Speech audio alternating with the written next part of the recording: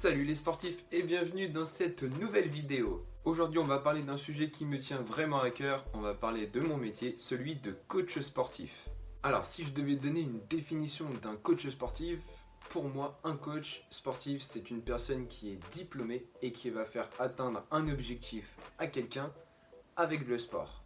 Alors je dis avec le sport parce qu'un coach sportif a aussi des connaissances en nutrition et en psychologie, mais sa spécialité reste tout de même et avant tout le sport. Quand tu veux faire du sport, quand tu veux perdre du poids, prendre de la masse ou alors te maintenir physiquement avec le sport, tu vas avoir un coach sportif. Si tu veux atteindre tes objectifs au niveau mental, tu vas plutôt voir un psychologue ou alors encore un préparateur mental. Ou alors si tu veux perdre du poids ou prendre de la masse avec de l'alimentation, tu vas plutôt voir un diététicien ou un nutritionniste. Le coach sportif pourra te donner des conseils en nutrition ou pour ton mental, mais le mieux ça reste quand même d'aller voir un spécialiste qui est fait pour ça. Lui, le coach sportif va vraiment t'aider à atteindre tes objectifs avec le sport. Le mot diplômé est important dans ma définition car beaucoup de personnes se proclament ou se disent coach sportif alors qu'ils n'ont absolument pas le diplôme pour. Et c'est très important d'avoir le diplôme nécessaire pour faire cette activité car en plus du diplôme, il faut avoir la carte professionnelle. C'est une carte qu'on te délivre après en avoir fait la demande et qui te permet d'exercer, pour notre cas, ce métier de coach sportif. Mais si tu ne l'as pas, quelle sanction tu risques? Tu risques jusqu'à 1 an de prison et 15 000 € d'amende.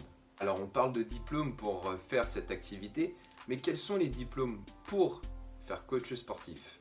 Tu peux passer par la formation BPGEPS, mention AGFF, mention D, que tu peux faire avec ou sans avoir eu le bac. Ou alors tu peux faire comme moi, passer par une licence STAPS et si l'envie te dit, tu peux continuer jusqu'en master. Si on parle rapidement de la formation STAPS que j'ai suivie, la première année c'est 50-50 au niveau des matières, 50% de sport et 50% d'autres matières, notamment scientifiques. Et plus tu montes en année, et moins tu as de sport et plus tu as de matières scientifiques. On a souvent l'idée qu'un coach sportif a des gros muscles, tout dans les muscles et rien dans la tête. Mais il faut savoir que par exemple dans ma licence STAPS, les cours théoriques que j'avais, donc qui constituent 50% de mes matières, 80% je dirais environ de ces cours théoriques étaient des cours scientifiques. Donc anatomie, physiologie, physique, biomécanique. Il faut savoir qu'un coach doit connaître par cœur le corps humain, les os, les muscles, les tendons, etc., etc.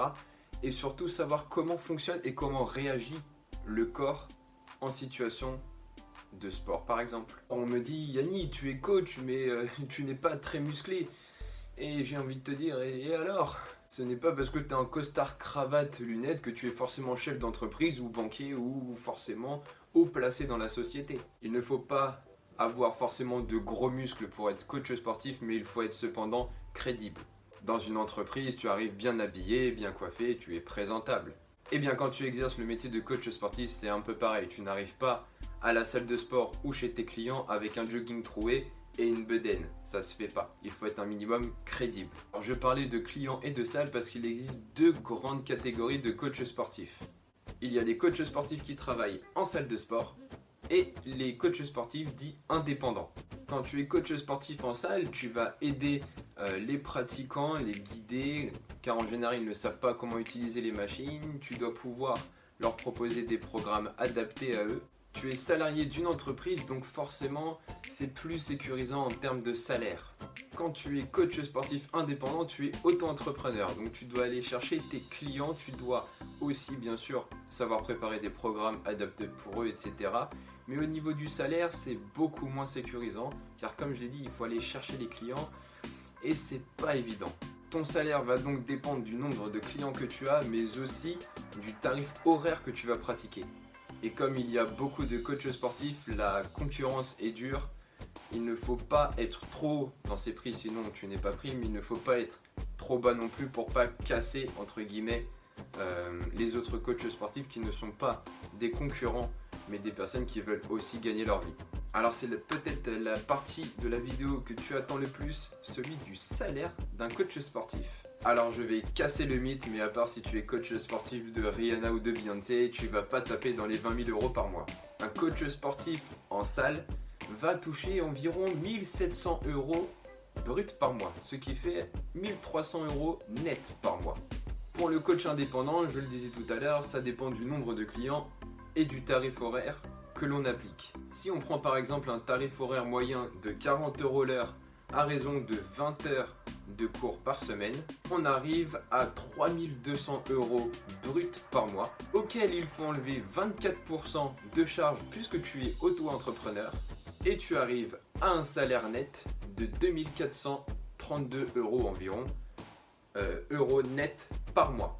Donc on pourrait se dire que c'est vraiment plus intéressant d'être indépendant que d'être en salle. Je dirais d'un côté oui, car on fait comme on veut entre guillemets, on fait notre emploi du temps comme on veut, mais les indépendants ont des frais que les salariés en salle n'ont pas. Par exemple, certains coachs vont exercer dans des locaux, donc il y a un loyer à verser pour ces locaux. Il y a aussi les déplacements pour aller de client à client, donc ça consomme de l'essence, l'essence c'est cher, il faut payer l'essence. Quand tu es coach, tu es obligé de prendre une assurance responsabilité civile en cas de pépin. Donc finalement les 3200 € bruts de départ qui se transforment en 2430 € net, finalement il va pas te rester ça à la fin du mois. Mais quand tu fais ce métier de coach sportif, tu le fais pas vraiment pour l'argent, sinon passe ton chemin. Les qualités pour être un coach sportif, je dirais que tout d'abord il faut aimer le sport, aimer transmettre aux autres, il faut être à l'écoute des autres parce que c'est beaucoup de relationnel. Quelquefois on va rentrer dans l'intimité des gens qui ont des problèmes, par exemple une personne qui est en surpoids à cause d'une maladie. Il faut donc savoir aimer la personne, être empathique. Et je dirais aussi que la dernière qualité, c'est d'être toujours informé de ce qui se passe dans le monde du sport, car le monde du sport évolue énormément et de façon très rapide. Certaines techniques d'entraînement d'il y a 40 ans sont encore d'actualité aujourd'hui, mais pas toutes, elles évoluent beaucoup. Il y en a de nouvelles qui arrivent, des nouvelles technologies qui arrivent, et il faut vraiment se mettre au courant de tout pour ne pas être dépassé. Et voilà, cette vidéo est maintenant terminée, j'espère qu'elle t'aura plu. Si elle t'a plu, n'hésite pas à laisser un pouce bleu. Dis-moi en commentaire si tu as déjà eu affaire à un coach sportif ou si tu es toi-même un coach sportif. N'hésite pas à partager cette vidéo, à t'abonner si ce n'est pas déjà fait. Et je te dis à la prochaine!